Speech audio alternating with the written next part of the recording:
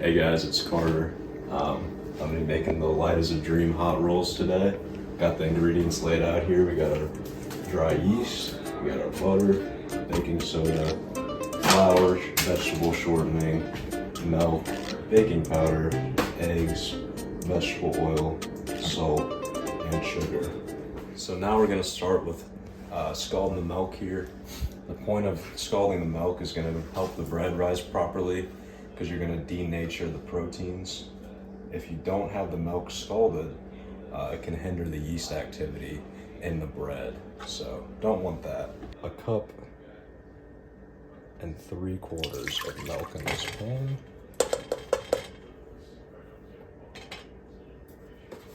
So there's 1 cup. Cup and 1/4.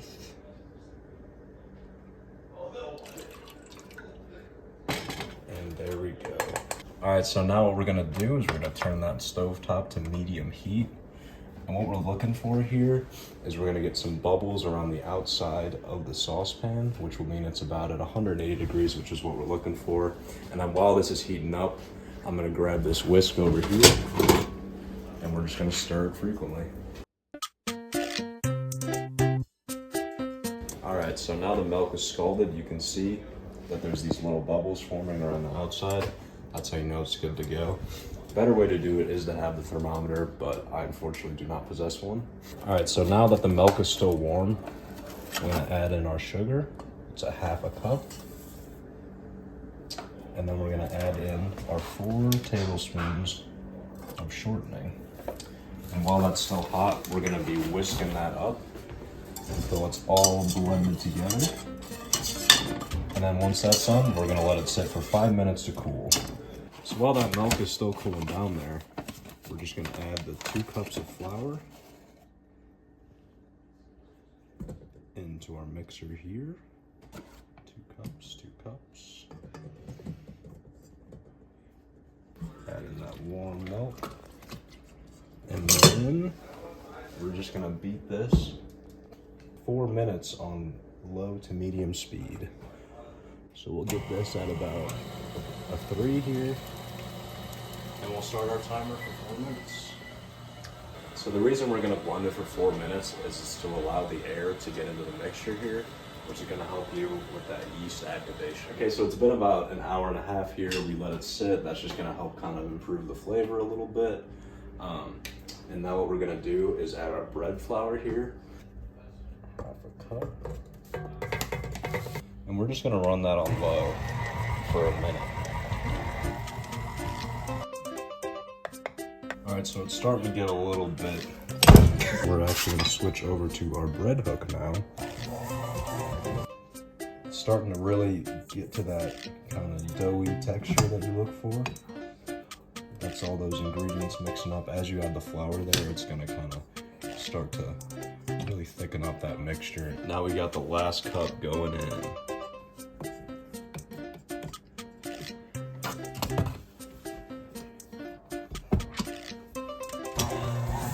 So now we're gonna let that sit for about an hour, and that's gonna start rising, which is that yeast activation. That's that yeast working.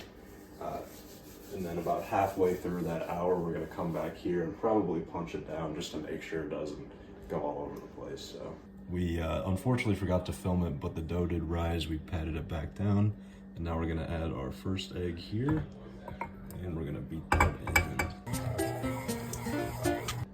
All right, so now what we're gonna do is I've separated out this egg yolk, so that guy's going in there. And then we're gonna add the 1 more egg going in.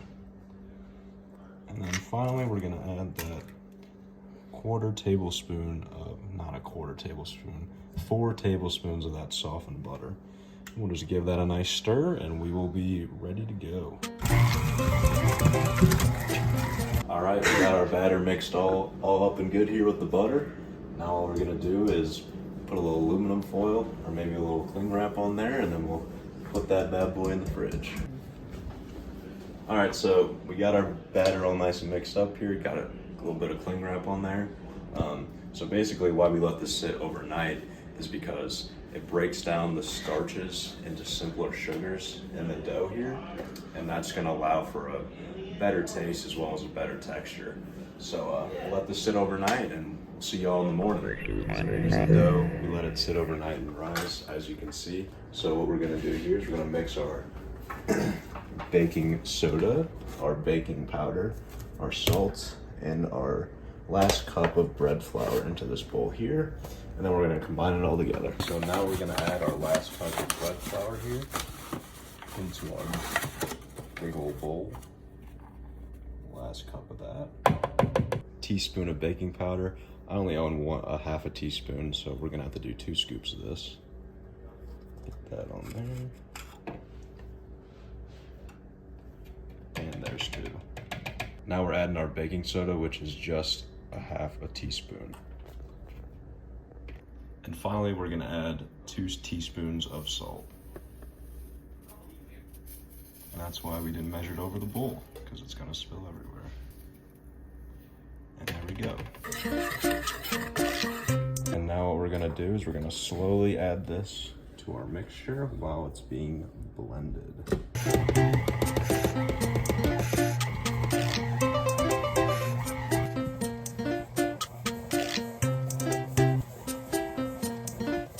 I'm probably gonna end up doing a lot of the mixing by hand, just so we can kind of get this nice and formed together. We'll let this run for a little bit longer and then we'll mix it all together with my hands. All right, we got our dough here, all nice and mixed up. We're ready to go. As you can see, we got that nice consistency here. Not too damp, not too dry, just right in the middle, nice and good. So next we're gonna be working on splitting up this big lump into smaller sections, because we're gonna be running 4 different experiments, which I will explain in a second. As we're gonna separate this in half, then we're gonna separate those 2 in half, and then each little section we're gonna turn into 5 small little pieces of dough that are gonna be our individual rolls. And so with those individual pieces of dough, they're each gonna have a slightly different cooking process, whether it's the pan, whether it's the water, the butter, they're all gonna change, and we'll go through each one individually. We're gonna split all these up into the 5 individual pieces. All right, so now what we're gonna do is we're gonna prep all these containers here. It's a muffin tin. We got this muffin tin here. So we're gonna do 2 of our batches are gonna be in this muffin tin, and then each one of these is gonna hold its own batch.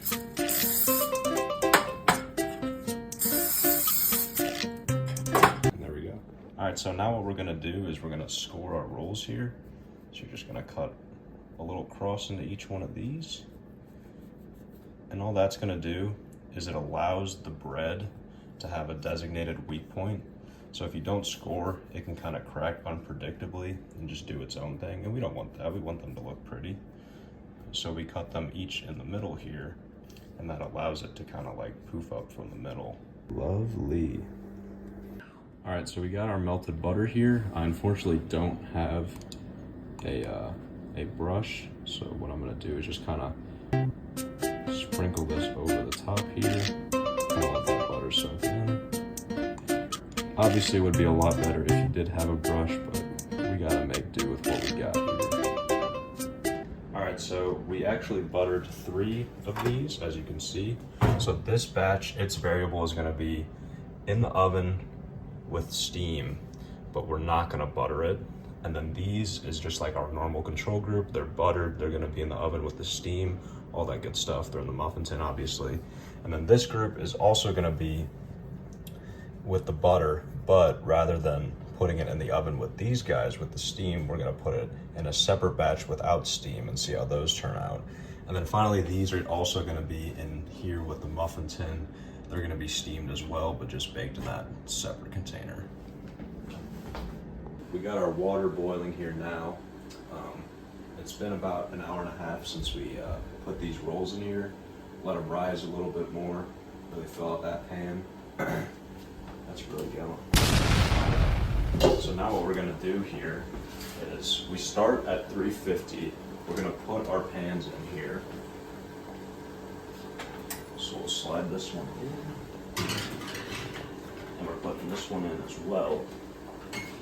And then now what we're gonna do is we're gonna pour some of this boiling water into this pan and then slide it back in.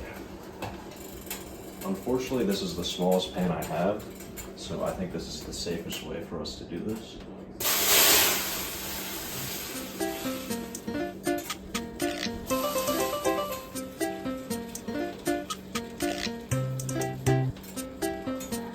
So we want about 1/2 inch of that boiling water, and that should be just about good there.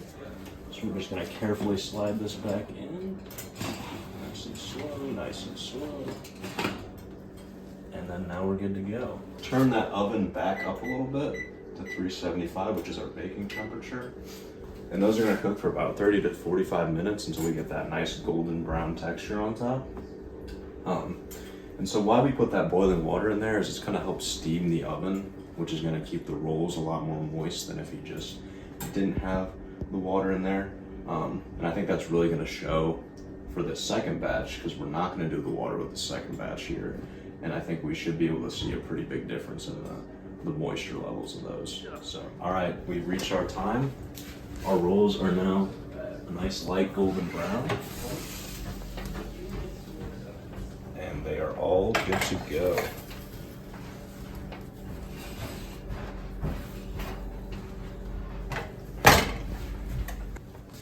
Wow, look at that. Look at the crust on those. So now for our final batch here, these are the ones that aren't gonna get steamed, so we'll be able to compare them to the other ones and see how the moisture levels are different from that legacy. So those are going there. And we'll hit those for about 30 minutes until golden brown. All right, so here we got our first batch of rolls. So this one on the far left here is the one in the muffin tin that was buttered. This is muffin tin without butter. And then this is our little circular baking tray. So we're gonna give these all a taste test and see how they turned out. All right, so all of our rolls are done here. They've all been tested and tasted by me and my friends all in the house. And I'm gonna break it down a little bit here. So we'll start with the best one, which was this guy. As you can see, it got demolished. So these were the steamed in the circular pan, and they were also brushed with butter. And then next we have the muffin tin ones that were brushed with butter. These are also steamed. These are probably the second best ones. They're really flavorful, really tasty, but I think the muffin pan kind of cooked them a little bit hotter because there's kind of this like more of a crust on here and a little bit tougher on top. They were still really good and tasty, but they're just a little bit less like soft and flavorful. And then after that, these were probably third best. They were still really tasty like these, but there was definitely a little bit less moisture in them because these were not steamed like the other ones. But they were still really good. And then finally we had these. These were the ones that were not brushed with the butter in the muffin tin. And they just were kind of like a little drier, a little bit less flavor on those. So yeah, it really shows how like you could really see the differences between the steaming, what the butter did to the bread, and how all those factors kind of not made a huge difference, but definitely altered the flavors of the rolls just a little bit. So yeah.